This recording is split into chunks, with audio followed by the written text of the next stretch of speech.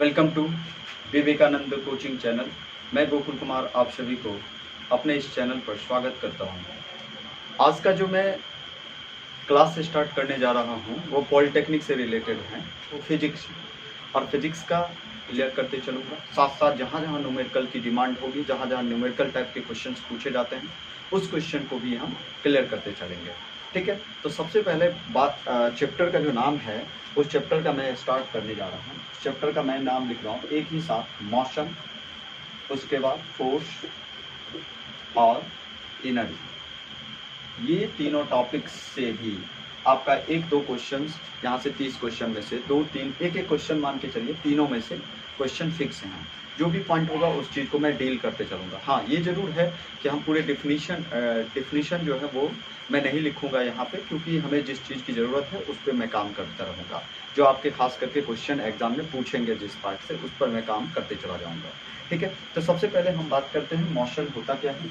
Motion क्या होता है, तो किसी भी वस्तु में अगर समय के साथ उसमें परिवर्तन होती है, उसके समय के सापेक्ष अगर उसके स्थिति में परिवर्तन होती है, तो उसे हम क्या कहते हैं, मोशन कहते हैं, मतलब गति कहते हैं।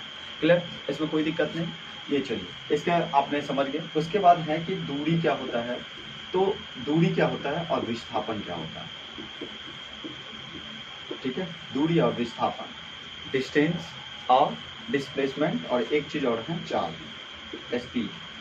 इन तीनों में थोड़ा हम अंतर समझ लेते हैं फटाफट। देखिए, मोशन में आपने देखा, मोशन में कि टाइम के साथ उसमें क्या होता है, एक्सचेंज होता है।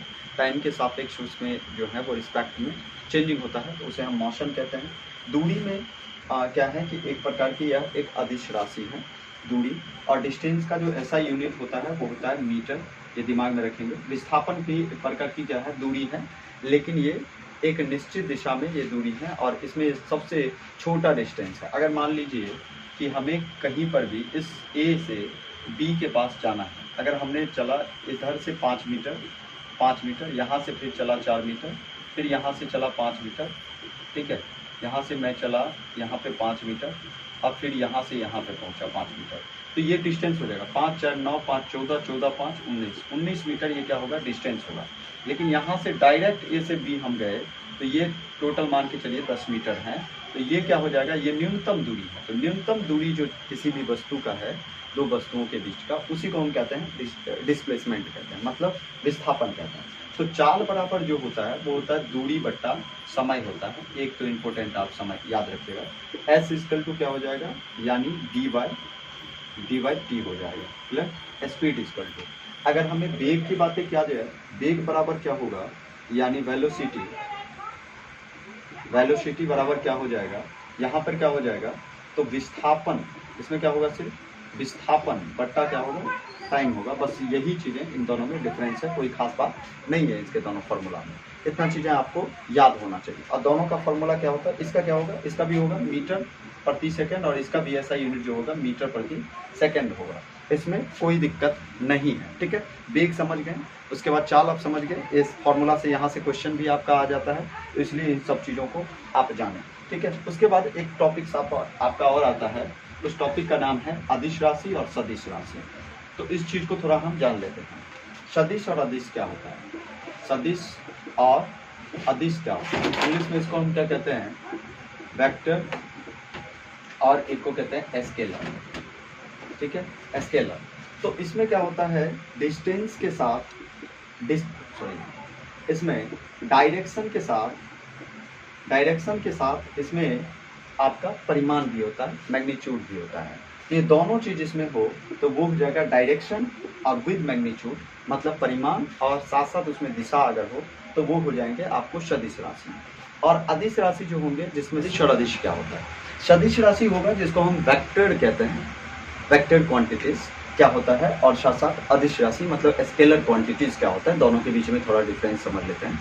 तो वेक्टर क्वांटिटीज जो होगा, मतलब सदिश राशि वो होता है जिसमें आपको डायरेक्शन के साथ जिस राशि में, जिस क्वांटिटीज, जिस फिजिकल क्वांटिटीज में आपको डायरेक्शन और विद मैग्नीट्यूड हो, उसको हम सदिश राशि कहते हैं। और जिसमें सिर्फ और सिर्फ परिमाण हो, मतलब मैग्नीट्यूड हो, तो उसको आप क्या कहेंगे, सदिश राशि, अदिश राशि कहेंगे। अक्सर सदिश राशि के ऊपर ये तीर का निशान लगा होता है, ये ध्यान रखिएगा, ठीक है। तो हम थोड़ा इनके एग्जाम्पल को थोड़ा जान लेते हैं।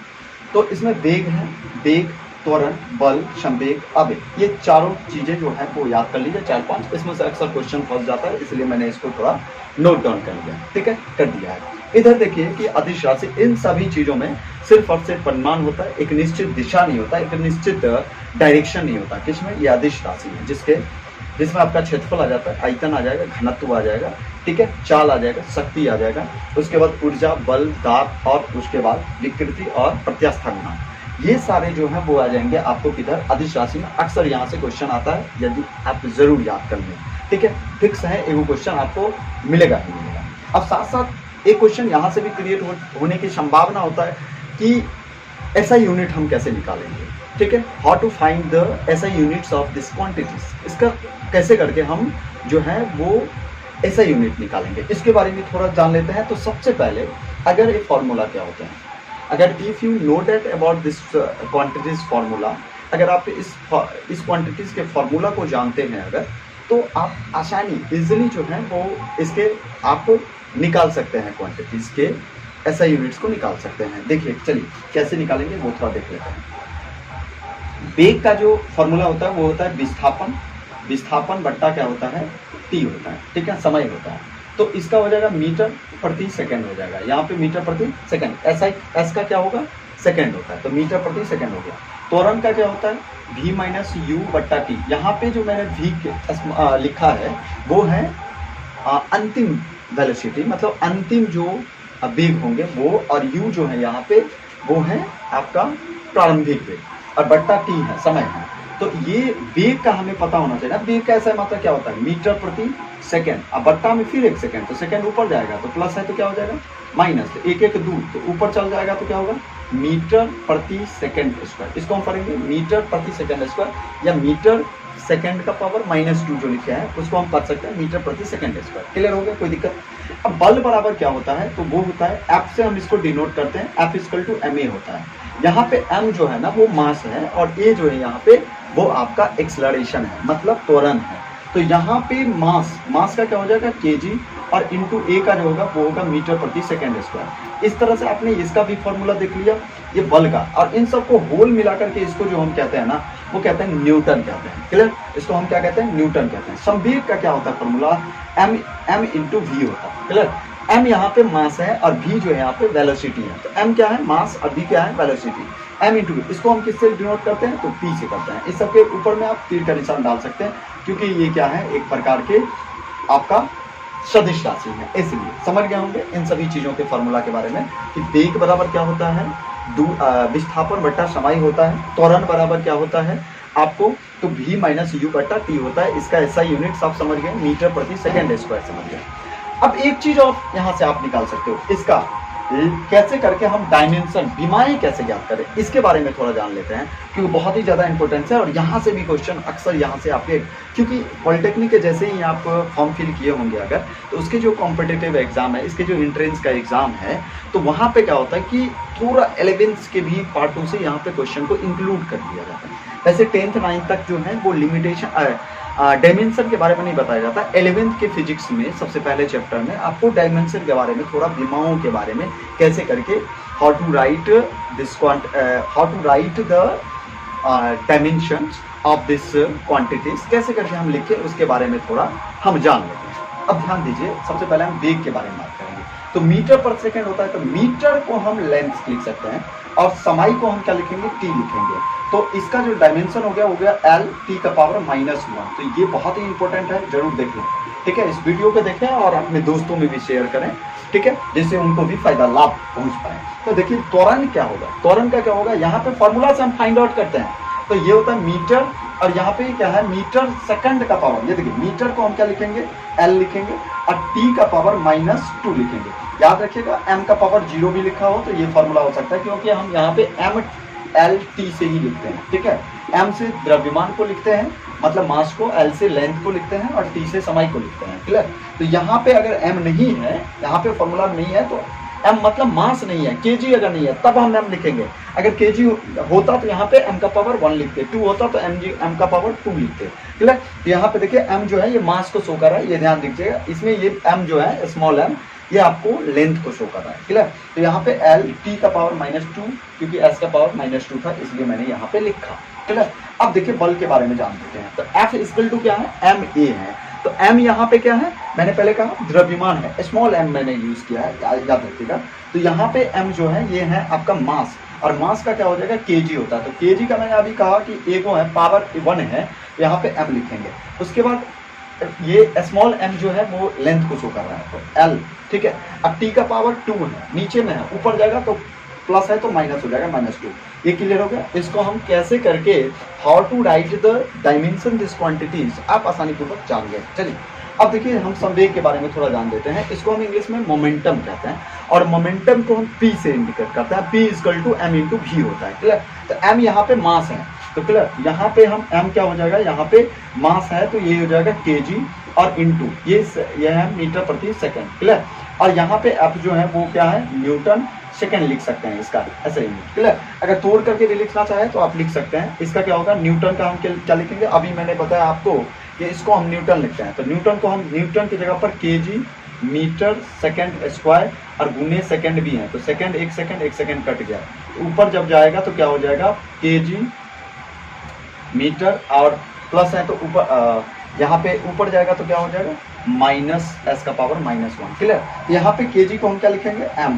क्लियर, यहाँ पे देखिए m, और यहाँ पे स्मॉल m जो है उसको हम लिखेंगे लेंथ, और t का पावर -1। तो इस तरह से आप जान गए होंगे कि कैसे करके हम डायमेंशन लिखते हैं। बाकी का भी डायमेंशन आप लिख सकते हो, you can write this quantities. ठीक है, अब जैसे देखिए क्षेत्रफल का मैं बात करूं तो क्षेत्रफल का क्या होता है, L² होगा, क्योंकि डायमेंशन अगर लिखें तो अगर आपसे पूछा जाए कि इसका ऐसा यूनिट क्या होगा, क्षेत्रफल क्या होता है, फॉर्मूला लेंथ इंटू ब्रेथ होता है, और दोनों क्या है, लंबाई है।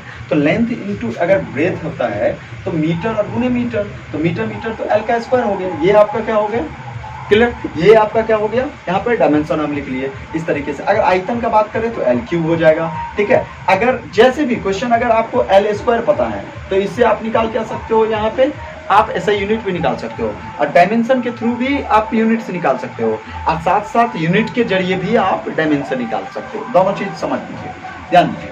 यहाँ पे आयतन इक्वल टू क्या होगा, L × V × H। अब तीनों तो लेंथ हैं तो इसीलिए L का पावर क्यूब हो सकता है, या मीटर क्यूब लिख सकते हैं, मीटर क्यूब, ये ऐसा यूनिट हो गया। डायमेंशन आप L का पावर क्यूब लिखेंगे। ये देखिए घनत्व तो क्या है, यहाँ पे मास है, मास बट्टा वेलोसिटी है। ठीक है, कैपिटल M है। ठीक है, क्लियर, तो कैपिटल M बट्टा V है, तो V यहाँ पे क्या है, आयतन है, तो M मास है, तो हम क्या लिखेंगे इसका, kg बट्टा मीटर क्यूब।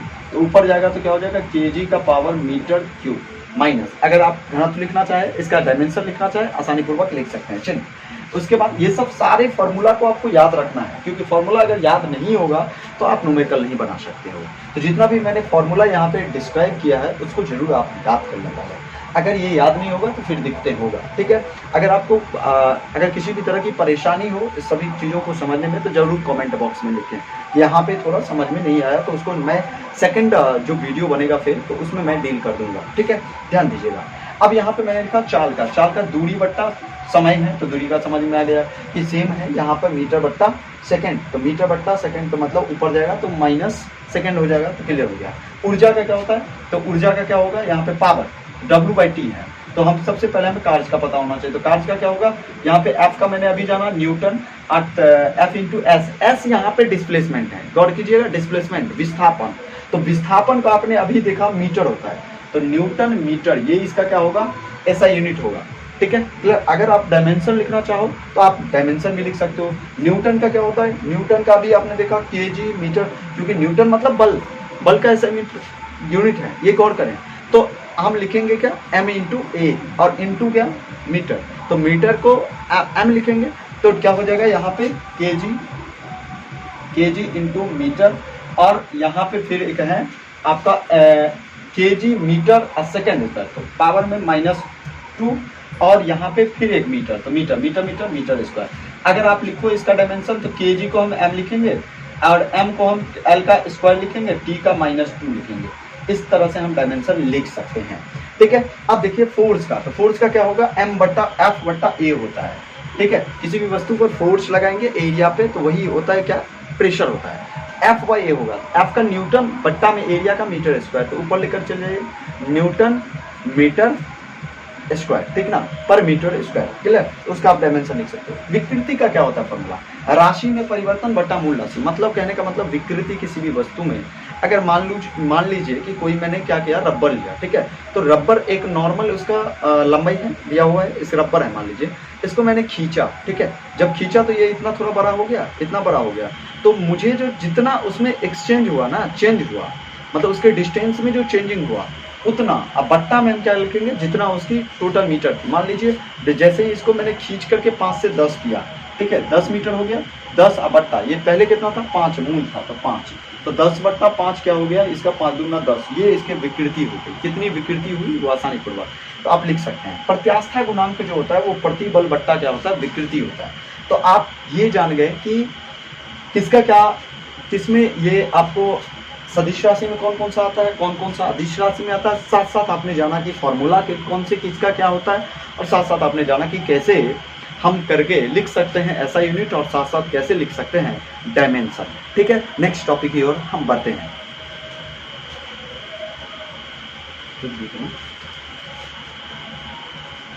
थोड़ा हम जान लेते हैं ना कि ऐसा यूनिट क्या होता है, ऐसा यूनिट के बारे में, और थोड़ा एक हम जानेंगे कि व्युत्पन्न राशि, डिराइव्ड जो यूनिट हम कैसे करके लिखेंगे उसके बारे में, कौन कौन सा इसमें व्युत्पन्न राशि। पहले अब हम जानेंगे कि फंडामेंटल्स यूनिट्स कितने हैं, तो ये 7 हैं, और 7 के आपके बोर्ड पे ये दिख रहा होगा। लेंथ का हम मीटर लिखते हैं तो m से डिनोट करते हैं इसको, मास को हम kg से, किलोग्राम को kg से, टाइम को हम सेकेंड से s से, इलेक्ट्रिक करंट को हम एम्पियर से a से डिनोट करते हैं, और लुमिनियस इंटेंसिटी को हम CD से, कैंडेला से करते हैं, और पदार्थ की द्रव्यमान को मोल से, और MOL से करते हैं डिनोट, ताप को हम केल्विन से, ठीक है। तो ये 7 पहले आपको याद हो जाना चाहिए, क्योंकि यहाँ से डायरेक्ट क्वेश्चन आएंगे। और ये चीज़ याद रखिए कि जितने भी व्युत्पन्न राशि होते हैं, डिराइव्ड यूनिट्स होते हैं, वो सारे इसी से बनते हैं, ठीक है। अगर डायरेक्ट क्वेश्चन आपसे पूछा जाएगा, डायरेक्ट क्वेश्चन पूछा जा सकता है कि इनमें से कौन सा व्युत्पन्न राशि है, तो आपको चुनना होगा। अगर आपके पास क्वेश्चन ऑप्शन दे दिया न्यूटन, क्या न्यूटन जो है वो डिराइव्ड यूनिट्स हो सकता है क्या? अगर जहाँ कहीं भी आप देखेंगे मीटर है, मीटर के स्क्वायर हो गया, ये क्या हो गया, डिराइव्ड यूनिट्स में चला गया। 2 मीटर मिल करके जो अब मिला बना, तो ये हो जाएगा क्या चीज़ है, मतलब एक से अधिक अगर राशि का यूज हुआ, सेम हो या अलग अलग हो, तो भी वो क्या होगा, डिराइव्ड यूनिट्स के अंतर्गत आएगा। ये चीज़ ध्यान रखिएगा, एक से अधिक राशि के जो यूनिट्स होंगे उनका जैसे ही मिक्सचर होगा, ये समझ जाना कि आपको ये डिराइव्ड यूनिट्स हैं, ठीक है।